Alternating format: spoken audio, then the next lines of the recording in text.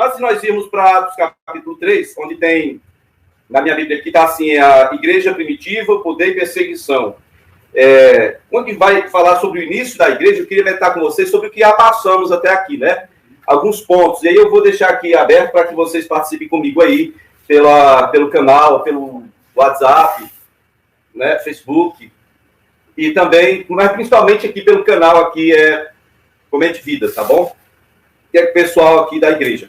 Bom, meus queridos, então é o seguinte, o passo a passo do que aconteceu depois da ressurreição. Vocês podem participar a hora que quiserem também, tá bom? Vocês todos aqui. Larissa disse que também não gosta de ser vista, não. Larissa não gosta de ser vista?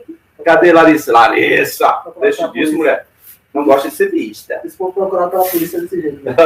Muito bem. Vamos ao passo a passo.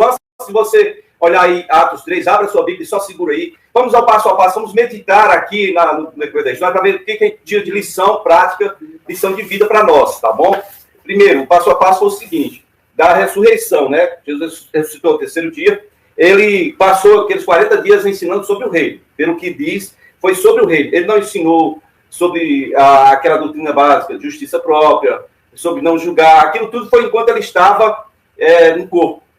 Depois que ele ressuscitou, o corpo transformado, né, vamos dizer assim, o corpo glorificado, o ensino dele foi outro. Ele passou a ensinar somente sobre o reino. Somente sobre o reino. E aí teve um momento, que você começa a ver uma diferença enorme entre o discurso de Jesus, a prática de vida dos discípulos dele, antes da ressurreição e depois da ressurreição. Que momento é esse? É o momento em que parece que o entendimento, a Bíblia diz claramente, o entendimento deles se abriu para entender todas as coisas. É como se eles estivessem sem capacidade para entender, assimilar, guardar as coisas que Jesus falava, porque eram coisas espirituais. E aí, no momento em que a Bíblia narra que o entendimento deles foi aberto, eles começaram a entender tudo que Jesus vinha montando, que estava só na cabeça deles, agora estava no coração deles, passou a residir no coração deles. Então, de alguma forma, nós vemos que há essa diferença enorme dos discípulos, dos apóstolos, antes e depois da ressurreição, né? Eles foram desimpedidos, o entendimento deles foi desimpedido. No momento que você acha isso na Bíblia, para frente, a coisa é outra. Porque é o seguinte, eles mesmo estando com medo, eles começam agora a afirmar um entendimento que não é mais uma coisa de mente, mas é uma coisa espiritual. Uma convicção que é algo interior, não é algo somente de pensamento. Entendeu? E aí eles começam a fazer comparação do que eles receberam antes e não conseguiam entender com o que eles têm agora. É como se antes eles realmente não entendessem, não conseguissem compreender tudo que o mestre passava para eles. Mas agora, eles não estão mais dominados pelo medo, por exemplo. Eles estavam dominados pelo medo até quando Jesus ressuscitou. Depois que Jesus ressuscitou, eles começaram a sair. O medo já não tinha tanto poder, eles já não eram tão dominados pelo medo. Daí a pouco, você vai ver que quando Jesus é assunto ao céu, é levado aos céus, pronto, acaba o medo. Foi antes do Espírito Santo descer, foi uma semana antes. Acaba o medo ali. Eles voltam alegres, e Jesus diz, olha, é por isso que Jesus adverte eles, não saiam da cidade. Mas, peraí, sei que vocês estão entendendo, sei que vocês não têm mais medo, vocês não são mais dominados pelo medo, vocês estão controlando, vocês estão dominando o medo, mas, peraí, espere a promessa. A promessa que vocês ouviram de mim, a promessa do Pai, é a promessa de Joel. E aí a promessa de Joel não era só para os apóstolos. A gente viu que foi para muita gente. 3.000 almas foram só por batizados. Naquele discurso, primeiro discurso de Pedro. Então, vamos por parte. O passo a passo foi esse. Eles agora não eram mais dominados pelo medo, eles estavam dominando o medo. Medo todo mundo tem. A questão é você saber quem é que te domina, se é o medo ou se é você que domina o medo. E baseado em quem é que você domina o medo. Baseado em que eles têm uma base. A base é o seguinte, todas as promessas que Jesus fez para mim se cumpriram. E todas as coisas que ele falou que iria acontecer, aconteceram. Agora, então, eu não tenho mais que ser dominado pelo medo, mas eu tenho agora domínio, exerço domínio sobre toda espécie de medo. Tá certo? Pronto. Então, veja bem, nós passamos um momento em que eles voltam lá de Monte das Oliveiras, né, onde Jesus foi aos céus, que é um tal Getsemane, foi onde Jesus mais chorou, foi onde ele mais sofreu a angústia, né? Ele é assunto aos céus, depois eles voltam, os discípulos voltam para Jerusalém e eles encontram a família. A semana de oração foi com a família. O chamado do Senhor não é para um, é para outro, é para a família. Até Maria, estava lá com os irmãos de Jesus, Tiago, José, Simão e Judas. Estavam lá. Né? O chamado do Senhor, o propósito do Senhor é para a família. Não é para um. É para a família. Aí nós vimos eles orando uma semana, e aí nós vimos que uma semana depois, vamos dizer, Jesus passou 40 dias falando com eles, mais os 3 dias que esteve na sepultura, 43, mais 7, né, mais uma semana de oração, aí desce o Espírito Santo. Nós falamos sobre isso no último culto. Foi uma bênção. Então desceu o Espírito Santo, ele chegou confundindo os sábios, dando entendimento aos humildes, dando sabedoria aos iletrados. Ele usou uma coisa que não tem parte, é uma ilógica. Você já pensou uma coisa? Não seria muito mais fácil se o Espírito Santo fizesse o seguinte, ó, nós todos aqui estamos falando português. Nós estamos falando português. Aí chegam irmãos nossos aqui, vamos supor que nós somos judeus, tá? Estamos todos judeus, israelitas. Aí vamos supor que chegam irmãos que vieram para a Páscoa. Eles vieram de todos os lugares do mundo. De todos os lugares do planeta, veio gente para cá, para Limoeiro. Não seria mais fácil só o Espírito Santo fazer com que eles entendessem o que eu estou falando em português? Não seria mais fácil? Não seria mais fácil? Eu acho que seria. Mas aí o que acontece? O Espírito Santo de Deus encheu eles, fez com que eles falassem línguas estranhas, depois ele traduziu essa língua estranha para cada um, no ouvido de cada um que se chegava. Era como se estivesse ouvindo em sua língua materna. E fiquem estarrecidos, porque eu tenho para mim, que eu não posso dizer que Pedro estava falando no idioma dele, ou estava falando em línguas estranhas quando ele ficou de pé e fez aquele discurso. Mas eu tenho convicção, certeza plena, completa, de que o discurso de Pedro foi todo traduzido no ouvido daquela gente em sua língua materna. Entendeu? Então, o que acontece é que Deus fez um milagre estrondoso. Ficaram estupefatos, né, quando viram aqui, porque como é que pode? Eu moro do outro lado, no outro país. Estou aqui por quê? Porque sou um judeu. Agora vocês estão vendo que Deus tem princípios e ele não abre mão desses princípios, porque para chegar à nova aliança, ele começou a partir da velha. O derramamento do Espírito Santo foi sobre os que estavam em Jerusalém. Eles estavam em Jerusalém por causa de quê? Da Páscoa. Só vai para esse tipo de festa quem é judeu, seja de nascimento ou prosélito. O que é prosélito? Uma pessoa que se tornou judeu pelo batismo. O Espírito Santo de Deus foi derramado ali. A primeira mensagem foi pregada ali para quem? Para os judeus. Judeus israelitas, vamos dizer assim. Para todos os israelitas. Depois eles foram espalhados para todas as nações. O que precisava acontecer? Precisava acontecer, a igreja de Jerusalém precisava fazer acompanhamento no sentido de expandir o evangelho para dar a testificação do poder. Uma coisa é você receber uma mensagem pelo Espírito e ir para casa. Quem aqui já participou de um congresso? Retiro espiritual. Você sai daquele retiro, você está cheio do fogo do poder de Deus. 2 semanas depois você já vai para a cama. 3 semanas, um mês, né, entendeu? 2 meses, vixe, foi tão bom, né? É só uma lembrança. É ou não é assim? Então, o que acontece é que a igreja de Jerusalém, ela cometeu um erro, um agravante terrível. Era necessário que eles fossem testemunhas de Jesus, e quando fala testemunhas, está falando do ministério do Espírito Santo, quer dizer, eu estou dizendo que eu sou testemunha de Jesus, ele é o Filho de Deus, ele ressuscitou, ele subiu aos céus, e quem ia dar testemunho de que eu estou falando a verdade era o Espírito Santo. Então, esse era o papel da igreja, ela tinha que expandir, ela simplesmente se fechou e ficou em Jerusalém. Tem um ponto bom e tem um ponto ruim. A questão de você ter um incentivo, né, mas não entender o propósito, é bom você ter comunhão, mas e o propósito da comunhão? O propósito era, sereis minhas testemunhas em Jerusalém, Samaria, Judéia e até os confins. Pois é, mas infelizmente. Então, veja bem, quando o Espírito Santo vem e faz essa questão das línguas, o que eu entendo? O que eu entendo aqui? É só que ele é poderoso? Não, não é isso não. É só que aconteceu o contrário lá na Torre de Babel? Não. Existe outro princípio aqui. É que não existe nenhuma relação, nenhum relacionamento que se sustente sem uma boa comunicação.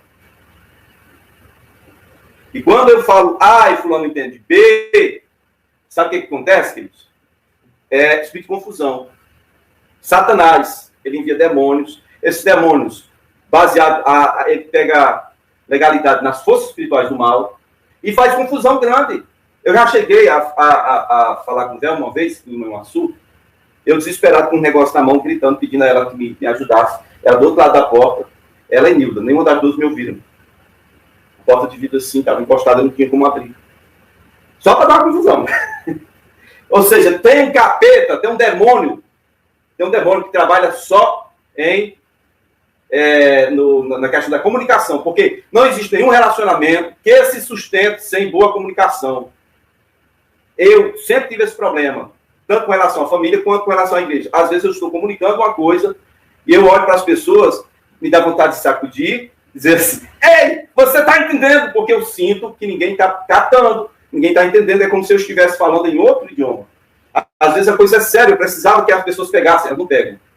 E aí, quando eu falo isso, que o Espírito Santo de Deus fez com que todos entendessem a mensagem de Deus, conforme a sua língua materna, eu estou vendo um princípio de Deus aqui, que é o Espírito Santo de Deus, que estabelece essa comunhão, essa relação entre o homem e o Senhor.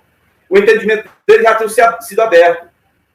Mas para essa comunicação, esse relacionamento continuar sadio, tinha que haver uma boa comunicação. E isso só viria a partir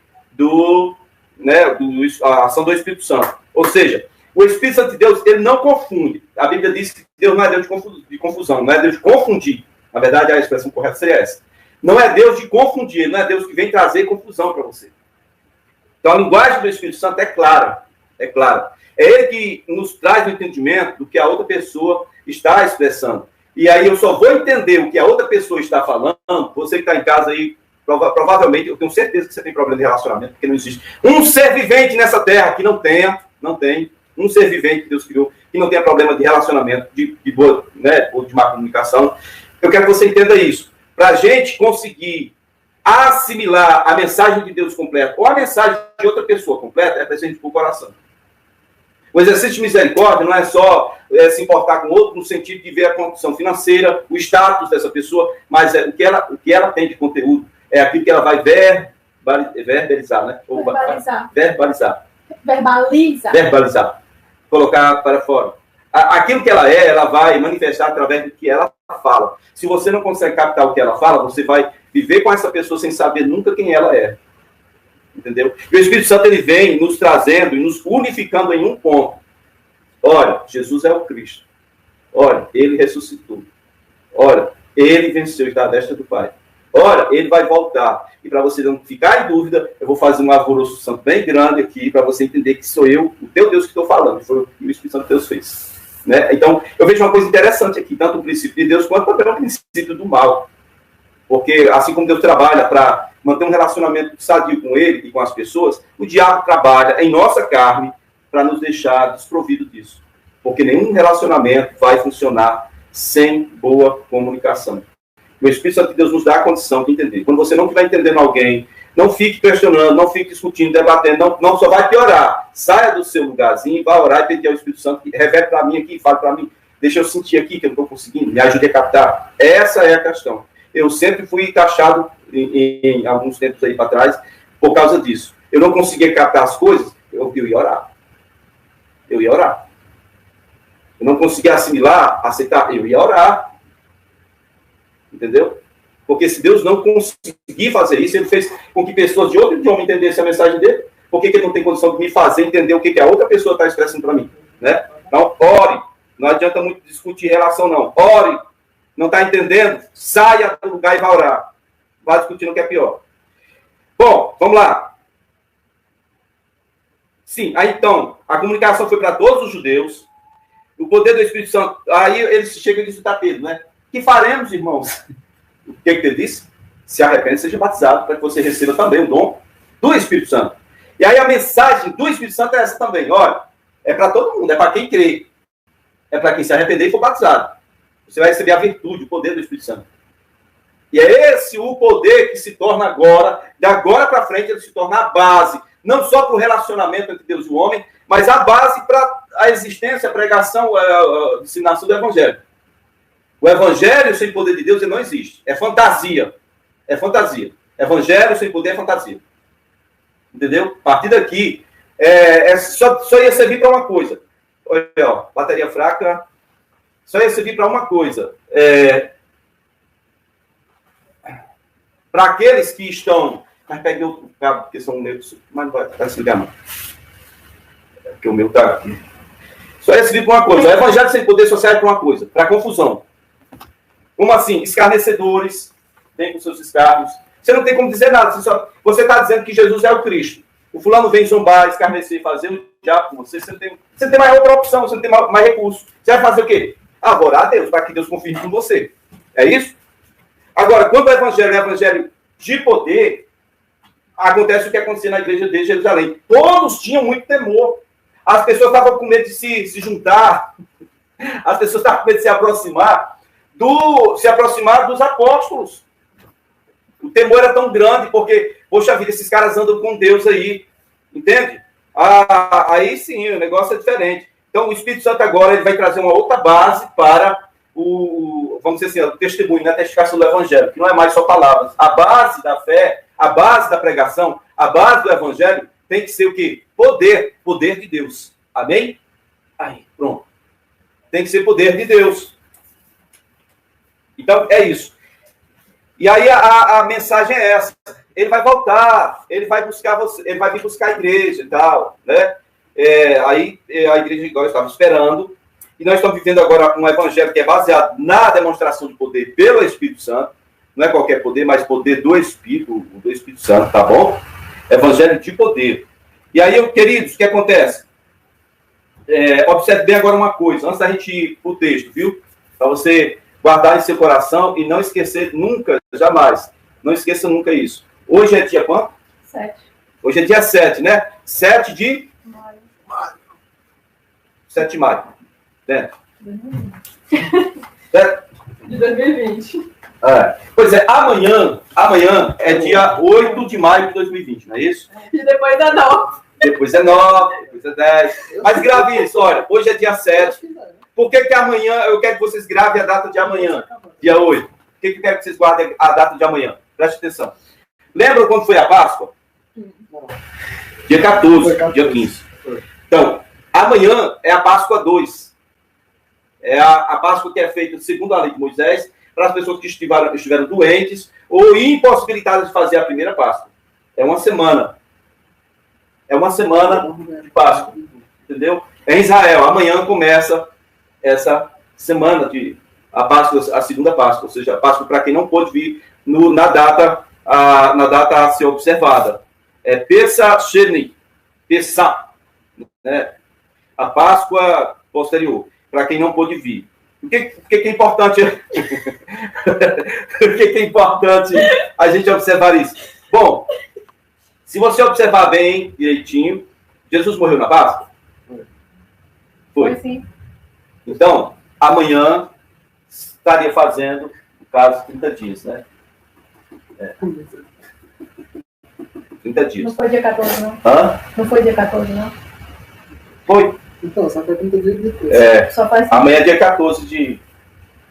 Lá. Não, aqui foi dia 8. Foi dia 8. Certo? Amanhã é 30 dias. Aí o que acontece? Mano, deixa disso. Eu não tô imaginando, não. Aí o que acontece? Presta atenção. Já passaram-se 30 dias da ressurreição de Jesus, com os 3 dias que ele esteve morto, 33 dias. Né? Uhum. Ele está indo para a última semana. Só tem mais 2 semanas de história aqui para a gente dizer assim que ele... Né? A última semana dele aparecendo é agora, a partir do dia 1. Entendeu? Ele, ou seja, no final dessa semana que começa amanhã, é quando ele vai subir aos céus. Ele morreu numa Páscoa, ele ressuscitou e tal, depois, passado um mês, ele agora está celebrando a Páscoa também, daquele, vamos dizer assim, não diz que ele celebrou, mas ele está aparecendo aqui ali, no momento em que o povo, que não pôde celebrar a primeira Páscoa, os atrasados, retardatários, não puderam, ficaram impedidos, agora estão celebrando a Páscoa, e Jesus está ali, celebrando, ensinando os discípulos tudo sobre o reino. Eu creio que esse momento, essa última semana, foi o momento em que ele encontrou mais de 500 pessoas. Eu creio que tenha sido isso aí. Porque, bom, a primeira Páscoa passou, mas a segunda Páscoa, tem muita gente que até faz a opção de não vir. Dá uma desculpa de não vir na primeira, porque é impossível. Fica lotado, fica tudo muito difícil de hospedar e tal. Então, seria mais ou menos isso. Então, é isso. Bom, outra coisa que precisamos entender, Será que... Quando... Assim, a Velma está dizendo que se ela estivesse lá, ela ia sempre para a segunda Páscoa. Ela tem aquela filosofia, não faça hoje o que você pode fazer no mês que vem. Quando a pessoa morre, eles fazem aquelas missas por quanto tempo?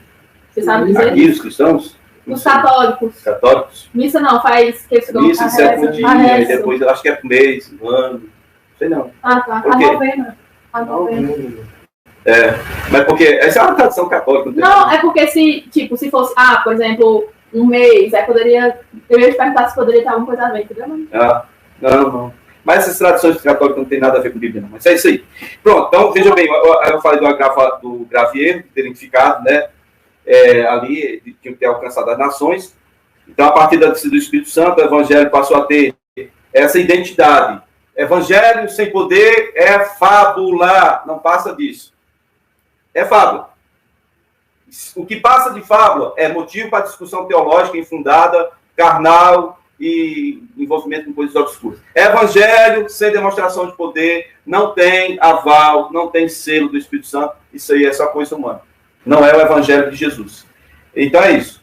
Aí, em Atos 3, a gente chega ao segundo discurso de Pedro. Então vocês estão entendendo o negócio da barba, né? Evangelho de demonstração de poder, gente, bora buscar. Temos que buscar, viu? Senão o seu pastor vai morrer de velho pisando na ponta das barbas, tropeçando na ponta da barba.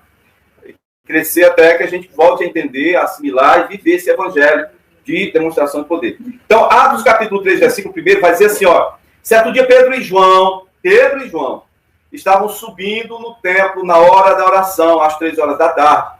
Estava sendo levado para a porta do templo. Por que a porta do templo? Quero que depois a gente medite aqui. Estava sendo levado para a porta do templo, a porta chamada Formosa, um aleijado de nascença. Esse negócio, quando fala que é de nascença, cego de nascença, aleijado de nascença, vai dar ibope. Lembra do cego de nascença? Jesus curou, que deu problema sério lá? O pessoal queria que o cego voltasse a ser cego ou confessasse que Jesus era um pecador? Pois é. Um aleijado de nascença, certo? Estava sendo colocado ali, dia a dia, né, para pedir esmola aos que entravam no templo. Gente, deixa eu explicar para vocês devagarzinho, só para você não perder o contexto. Quando fala que entrada no templo, nenhum aleijado, cego, paralítico entrava no templo, não. E as pessoas comuns também não entravam no templo, não. O templo, como a gente conhece aqui, só aquele arcabouço, né, vamos dizer assim, só entrava ali só sacerdote e sumo sacerdote. E os levitas, quando era preciso desmontar o tabernáculo, né, ou levar alguma coisa, fazer a limpeza do santo lugar. Do santo ninguém. Vocês estão entendendo? A entrada do templo, chamada Formosa, é o seguinte. Lá em Israel tem o Muro das Lamentações, você lembra? O Muro das Lamentações? Pois é. Aquele muro ali, alguns dizem que é da cidade e tal, tá certo. Mas existe um muro no espaço que é do templo. Aquele muro ali não é da cidade. O muro ali é o que circundava a área do templo. Toda aquela área do templo era murada e tinha portas. A porta principal, ou a porta formosa, era a que dava para o nascente, porque o templo ficava de frente, nascente, entrada. Provavelmente a porta principal, né, a porta dourada, a porta de Nicanor, chama de um monte de coisa. Ela era posicionada para o lado que o sol nascente, tá bom? Aí colocavam ali as pessoas na entrada do templo. Você lembra da expressão do rei Davi? É melhor estar um dia onde? Na porta. Na porta da casa do Senhor, do que o quê? 1000 dias, 1000 anos, né? Em qualquer outro lugar. Ou seja, ele está dizendo, é melhor ser um cego, um aleijado, um paralítico, que não pode ter acesso à casa de Deus, mas está ali na porta, vendo o que acontece lá dentro, meditando no que acontece lá dentro. É melhor ser um deficiente que não podia entrar e ficar ali, na posição de um esmolé, no átrio, do que ter longa vida em qualquer outro lugar. Compreendam isso, tá certo? Então esse cara era levado para ali, para pedir esmola. Aí versículo 3 de Atos 3:3, ó. Vendo Pedro e João, que ia entrando no pátio, ele ia entrando no pátio do templo, pediu uma esmola. Aí Pedro e João olharam bem para ele. Arrisquem, respondam. Quem que você acha que falou aqui? Foi Pedro ou foi João? Pedro e João. Pedro e João olharam para ele. Aí diz aqui, Pedro disse, olha, bem claramente. Pedro disse, é sempre Pedro. Pedro disse, olhe para nós. olhe para nós. A posição de quem está cheio do Espírito Santo é de ter sempre uma visão mais profunda, mais clara da vontade de Deus para quem quer que seja. Quem está pedindo uma esmola está pedindo só um recurso. Está olhando para quem? Para onde? Está olhando para a mão. Para a mão. Pedro diz, olhe para nós.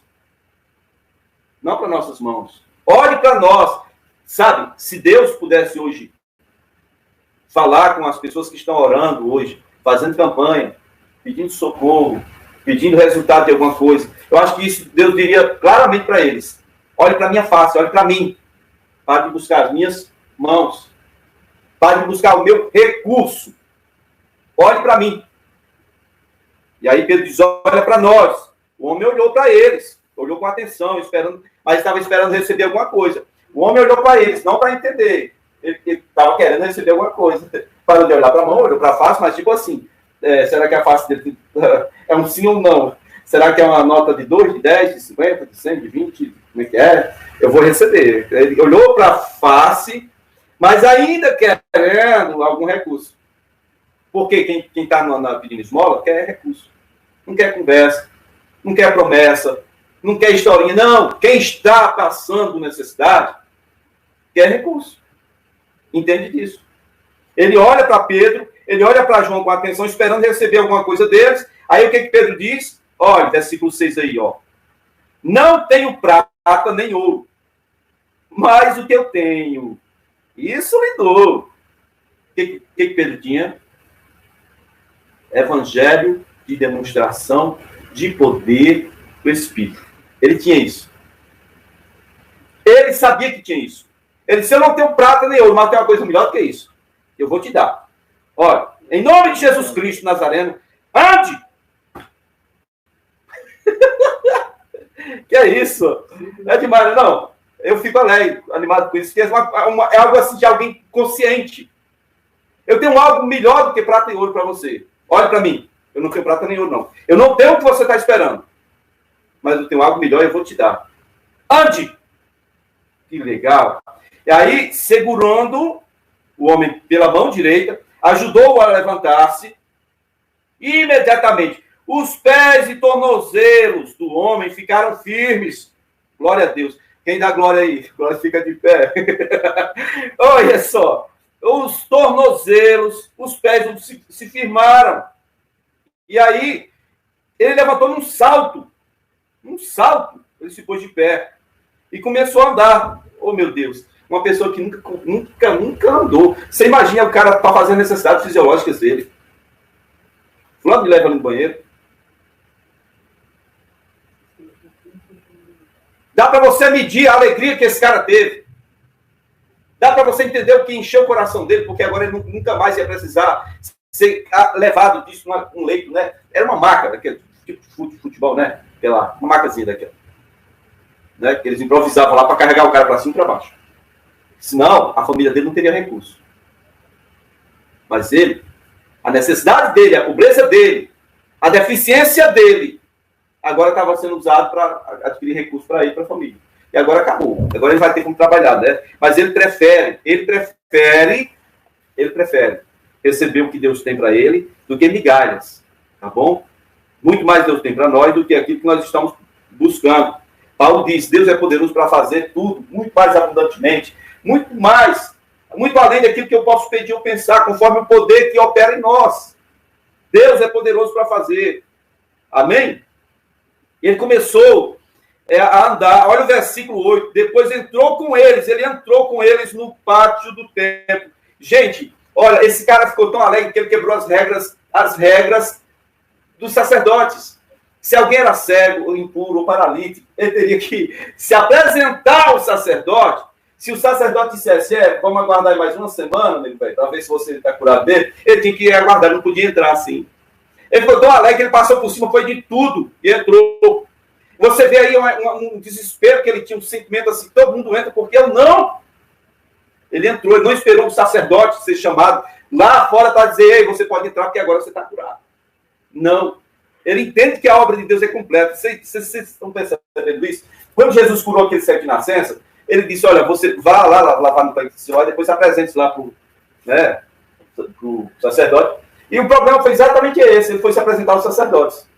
Para que o sacerdote dissesse, não, agora você está enxergando. Aí deu aquele bafafá todinho. A obra de Deus é maior do que aquilo que você tem pedido e pensado. Você só precisa entender isso. Olha, ele ficou tão cheio de alegria, versículo 8, da parte final. Ele entrou no templo, no pátio do templo, andando e saltando e louvando a Deus. Quem nunca tinha conseguido andar, rapaz, tá de brincadeira? Olha aí. Quando todo o povo viu andando e louvando a Deus, provavelmente tinha umas moedinhas, um dinheirinho ali, não quis saber de nada. Muita alegria, né? Muita alegria. E aí, olha, o povo reconheceu que era ele, o mesmo homem que costumava mendigar na porta do templo, chamada Formosa. Aí todos ficaram perplexos e muito admirados com o que lhe tinha acontecido. Versículo 11. Apegando-se o mendigo, ele se apegou a Pedro e a João. Todo o povo ficou maravilhado, correu. Primeira vez que eles correram foi para ver quem? Para ver o barulho da descida do Espírito Santo, o som. Primeira vez eles correram para ver o som. E era judeu de todas as partes. Né? Judeu de todas as partes. Agora, se nós formos olhar direitinho, aqui já passou a Páscoa, já passou a segunda Páscoa, já passou, né? Também lá na frente. Se nós formos ver bem direitinho, agora estão correndo para ver um outro grande feito de Jesus, né? Do Espírito Santo, que abalou a estrutura religiosa do lugar. Certo? Então eles correram, versículo 11, correram até onde estava Pedro, João e o curado ex-paralítico, né? No pórtico de Salomão, onde eles estavam, não apenas, vamos dizer assim. Aí, versículo 12, você vai ver comigo, a partir do versículo 12, quarta-feira que vem, quarta não, é quinta, né? Ou é? Não, é quinta. Domingo. É domingo, gente, próximo culto é domingo. Lembrando a você que na próxima semana nós vamos ter culto aqui na quinta-feira, não mais na quarta, na quinta-feira, 19 horas. E domingo agora é 18 horas, nós vamos dar continuidade. Eu queria meditar com você aqui o que nós podemos aprender dessa introdução que eu fiz aqui e desse último acontecimento, né? Por que o Espírito Santo se interessou em fazer algo assim? O que vocês acham? Comenta comigo aí. Fala comigo!